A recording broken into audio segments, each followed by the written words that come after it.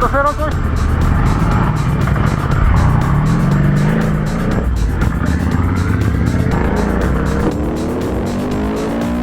Chciałem zrobić piątkę. Ale Tylko tylko tyle? tyle. Thank you. This one is nice as well.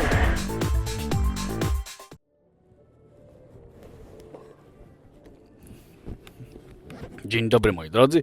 Jak widzicie, albo i nie widzicie, bo nie wiem kto z Was jest w stanie z tej perspektywy ten motocykl rozpoznać, siedzę sobie na BMW nowym S1000XR. Litr pojemności, 160 koni mechanicznych, mocy 112 Nm i tam około 210 kg masy własnej. Czyli sprzęt generalnie zbudowany na bazie S1000R, czyli również brata słynnego S1000RR, czyli z kolei pierwszego tak naprawdę w pełni supersportowego motocykla 4-cylindrowego BMW, pierwszego ściganta, ścigacza, superbike'a, czy jak to tam ktokolwiek nazywa. W każdym razie podwozie S1000XR jest o tyle ciekawe, że pochodzi w zasadzie tak naprawdę z pierwszej, że tak powiem, w pierwszej linii właśnie od motocykla sportowego.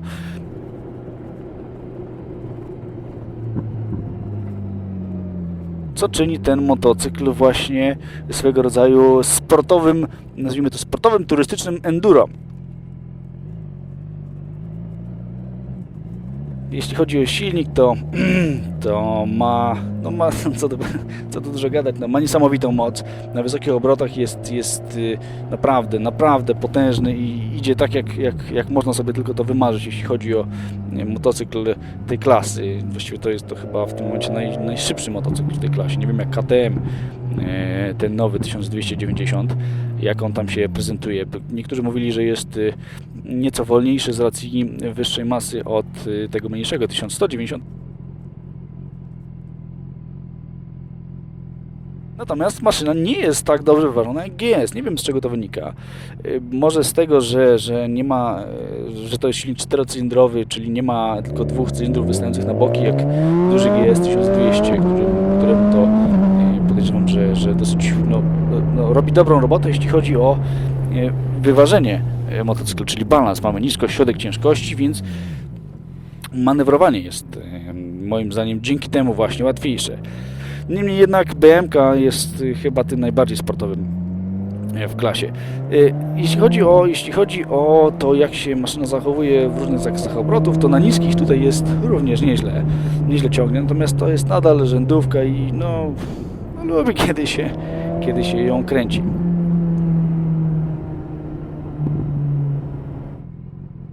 Od razu może się odniosę do wibracji, bo tutaj wiele osób na ten temat zwracało uwagę i zwraca uwagę także teraz.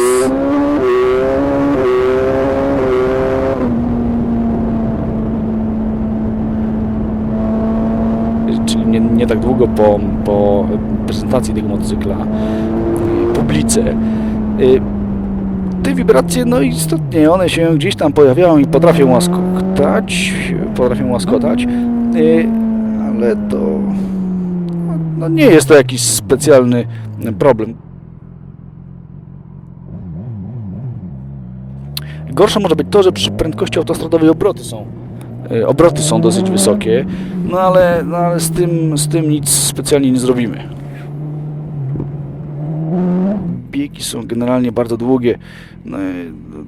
To chyba tak jest w 4-cylindrowcach. No i przez to łapałem się na szafowaniu skrzynią, biegami jak głupi, bo generalnie czułem, że motocykl śmiało może pojechać na wyższym biegu.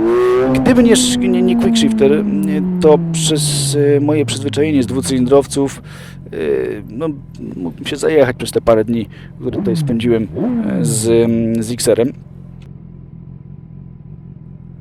Zawieszenie było ok zawsze, jakichś tutaj nieprzewidzianych manewrów nie wykonywało, czy ja nie wykonywałem nieprzewidzianych, czy nawet przewidzianych manewrów, które sprawiłyby, że zawieszenie by nie dawało rady. Natomiast jest sztywny, jest mocno sztywny i tutaj widać, że to jest motocykl zbudowany na bazie sporta. Do komfortu innych turystycznych motocykli, trochę mu brakuje, jeśli chodzi o komfort resorowania. No i również nie składał się w zakręty tak ładnie jak GS.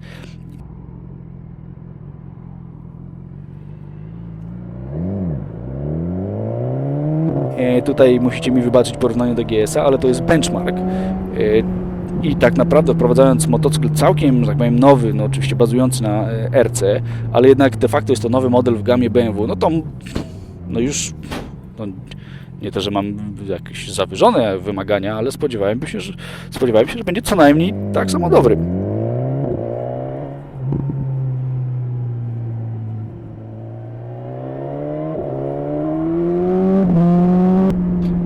Generalnie motocykl bardzo sztywny, nie było tam jakiegoś telepania, czy jakichś tam gięcia się, czegokolwiek, czucia, że te materiały, że części motocykla że pracują i dzięki temu on szedł bardzo prosto w zakrętach, to rzeczywiście trzeba tu przyznać, ale jednak nie dawał mi takiej pewności jak GS. Prawdopodobnie to jest też związane z przednim zawieszeniem, tutaj jest klasyczny upside down, a w GS-ie to jest słynny BMW-ski tail lever.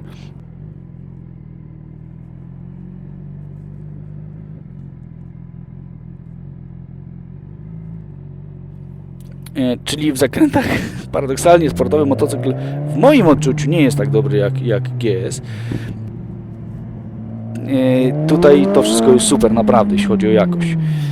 To warto podkreślić, bo to się marce, firmie i temu modelowi naprawdę należy. Systemy bezpieczeństwa czuwają. Moi drodzy, systemy bezpieczeństwa czuwają na tyle intensywnie, że jak widzieliście, albo jak będziecie widzieć w filmie z wyścigu z GTR-em, trudno jest ruszyć tu z pełną mocą. Motocykl jest wyższy i być może no, jest trochę krótszy niż standardowy Superbike, czyli taki typowy sportowy motocykl, więc rwie się jeszcze bardziej na koło. I to z kolei nie ułatwia super dynamicznego ruszenia po wyłączeniu kontroli trakcji.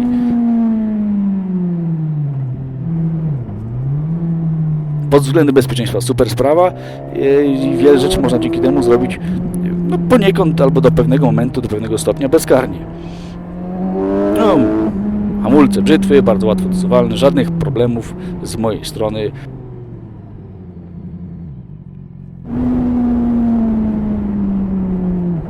Ogólne odczucia moje, zjazd z tym motocyklem, trochę czasu z nim spędziłem i różne rzeczy z nim robiłem. Ogólne odczucia są takie, że to bardzo szybki motocykl. No niestety średnio wygodny, raczej niekoniecznie super bardzo skoncentrowany na turystyce, czyli średnio turystyczny.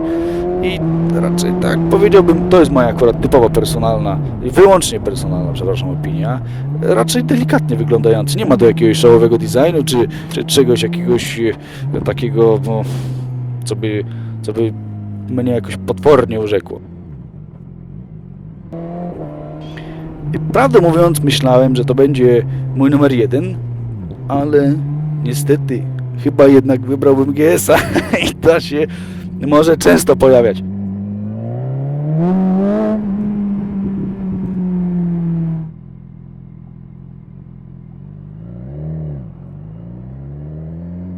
No i zasadnicze pytanie, znaczy zasadnicze jak zasadnicze, z mojej strony rzecz niezrozumiała, mianowicie, dlaczego nie ma tutaj LEDowych świateł? Dlaczego nie ma LEDowych świateł? GS to ma, Multistrada ma, no to dlaczego nie ma tutaj? Motocykl kosztuje kupę kasy i świeci mu się jedna lampa z przodu, no. Nie. Pozycja raczej wygodna, szeroka kierownica, nogi nie są ugięte za mocno w kolanach, pozwala mi to dłużej na nim posiedzieć, szeroka kierownica pomaga w manewrowaniu, design, no kwestia gustu, dla mnie średnio porywający, no zdecydowanie schludny, tak, i grzeczny, taki odpowiedni, nazwijmy to, ale bez jakiegoś strasznego szału czy polotu. Mamy tu za co quick shifter działający w górę i w dół, czyli tam asystent zmiany biegów, jakby ktoś zamierzał konfigurować motocykl.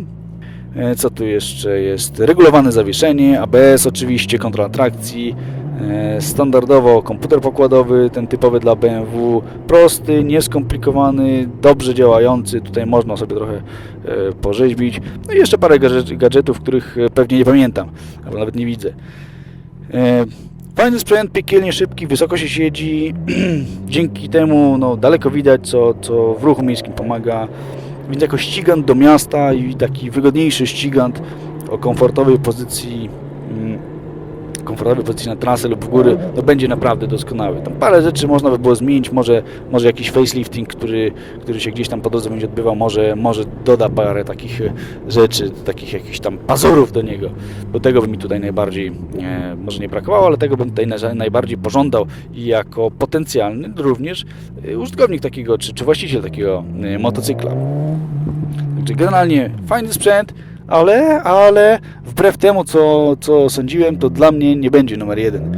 Prawdopodobnie już go tutaj wyprzedza GS. Jednak te odczucia typowo sportowe nie są aż tak strasznie ważne, jak on manewruje i jak manewruje, na ile jest komfortowy, no i też jak wygląda, no bo to też gdzieś tam ma znaczenie.